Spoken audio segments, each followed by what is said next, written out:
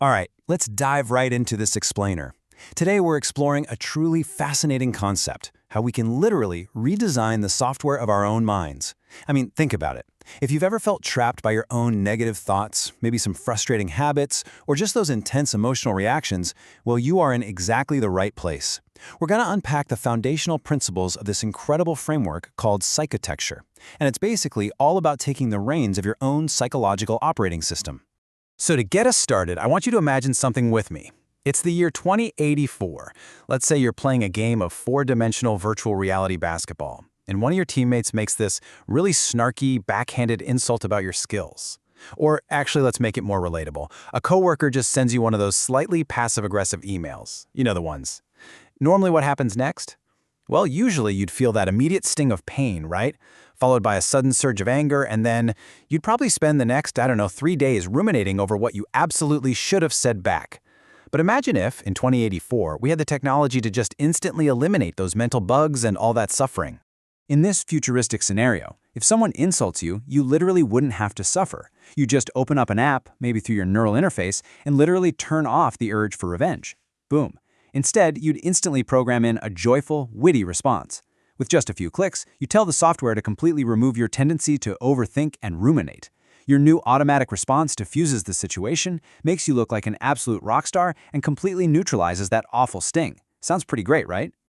Okay, snapping back to reality. We obviously don't have that app yet. Sadly, we can't just delete our mental bugs with a simple double click. But here is the fundamental reality. And honestly, this is incredibly empowering once you really grasp it. Our minds already operate on a highly complex, programmable system. Yep, at their core, our minds are machines. To really ground this idea, let's look at the modern metaphor of the mind as a computer. Think of your physical brain as the hardware and your subjective, day-to-day experience as the software. Cognitive psychologist Steven Pinker actually puts this perfectly. He says every aspect of our consciousness ties directly back to this biological machine.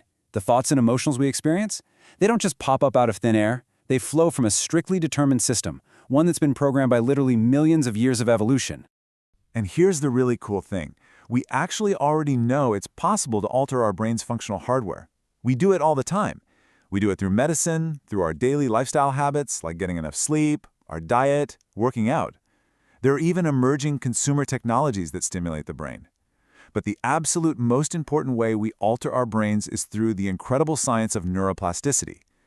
Every single thing you do, everything you learn or experience, physically alters your neural pathways. So the hardware is clearly malleable. But, well, this brings us to a pretty major question. If our brains are that malleable, and neuroplasticity is this proven, rock-solid scientific fact, why does true psychological mastery feel so totally out of reach for most of us? Why do we still feel so completely stuck with our anxieties, our procrastination, and just, our frustrating mental habits? This leads us to something absolutely brilliant called the piano pod illusion. Imagine an alternate reality for a second. In this world, the only musical instrument is a piano, but to play it, you have to lock yourself inside a completely opaque, soundproof pod. Because you're trapped all alone in the pod of your own mind, you can never actually witness anyone else learning to play. All you hear is your own frustrating incompetence. Now, in our real world, we see musical virtuosos mastering the keys all the time because the spaces are shared. That proves to us that greatness is possible. But psychologically, we're stuck in those soundproof pods, and that makes us falsely believe that our default clumsy incompetence is just, well, the permanent human condition. But here's the truth.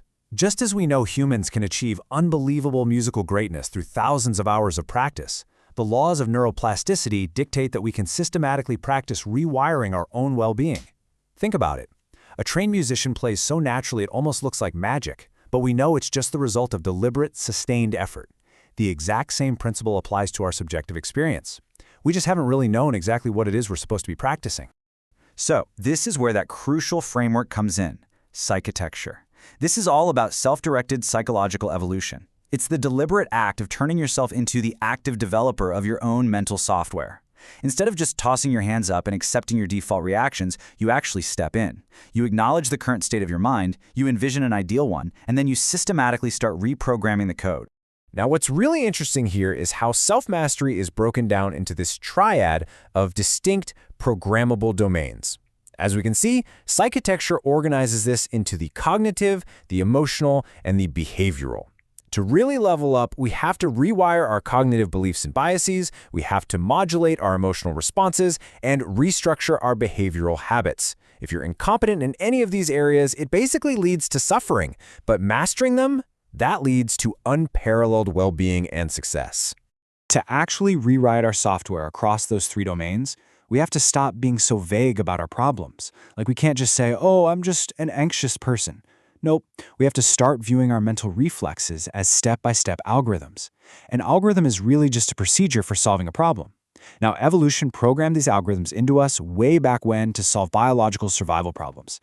But today, those exact same evolutionary solutions are usually the literal source of our modern psychological distress.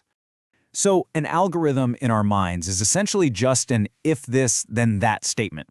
A specific real-world input mechanically triggers a programmed emotional output. For example, if I have to speak in front of a crowd, then I will feel intense fear. Millions of years ago, that algorithm kept you from embarrassing yourself and getting kicked out of the tribe, which meant survival. Today, it just prevents you from giving a great presentation at work. So you see, it's not a character flaw, it's just outdated code. But of course, our minds aren't just one simple if-then statement operating in a vacuum. It's way more complex than that. These simple reflexes actually chain together into deep, ingrained systems. An input triggers a thought, right? Which then triggers an emotion, which triggers a behavior, cascading into this habitual state of existence that we generally call our character. The sum of all these algorithms put together, that determines who you are and the life you ultimately live. So how in the world do we fix a deeply entrenched system like that? Well, we use the concept of Kaizen, which means continuous incremental optimization. We aren't trying to completely overwrite the whole system overnight. That's impossible. Instead, we literally reroute these neural pathways, one tiny step at a time. You identify a disadvantageous habit, you systematically program it out, and you consciously embed a positive function in its place. Step by step, little by little, you move closer to your ideal self. But okay, this all leads to a very practical question. How do we actually do this?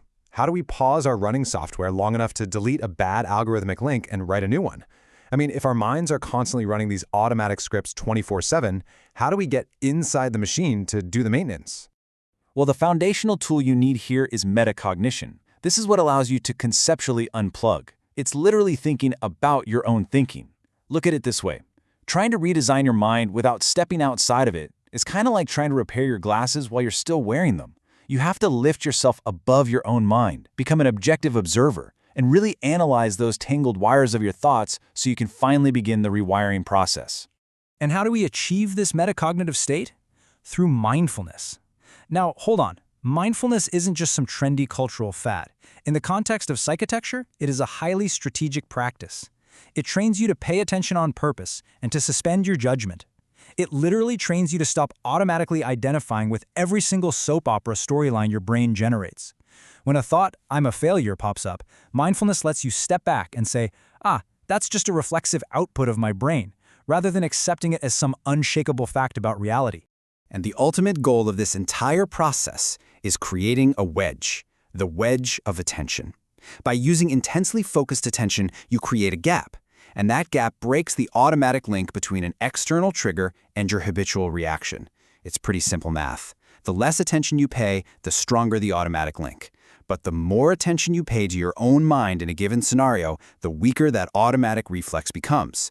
Attention is the wedge that actually gives you the autonomy to choose a totally new response.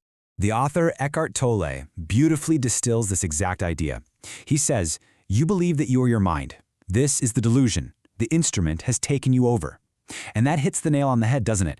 You are not the flawed algorithms running in your head. You are the architect looking down at them.